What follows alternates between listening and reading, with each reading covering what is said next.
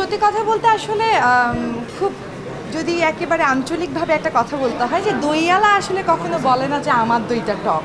তো এই জায়গায় যদি দাঁড়িয়ে বললেন যে তাহলে আমিও বলবো যে না আমার দইটা আসলে টক না ভালো, কিন্তু সত্যি জায়গা থেকে যদি বলেন অ্যাজ এন আর্টিস্ট, আসলে আর্টিস্ট বলবো না, আর্টিস্ট শব্দটা অনেক বেশি ভারী, তো অ্যাজ এ পারফর্মার তো আমি আমার এটা সেকেন্ড সিনেমা। এর আগেও আমি একটা সিনেমা করেছিলাম বিড়ঙ্গনা ৭১, এটা সেকেন্ড সিনেমা। তো থাকে না যে ডিউরেশন, আসলে সত্যি কথা বলতে হতে পারে যে আমাকে ডিরেক্টরদের পছন্দ না কিংবা সেভাবে মিলিয়ে উঠতে পারিনি, কিন্তু ক্যারেক্টার চুজের বিষয়ে মানে বিষয়ে আমি একটু চুজই বলতে পারেন। সো এই গল্পটার জন্য আসলে দীর্ঘ অনেক সময় পরিশ্রম করতে হয়েছে।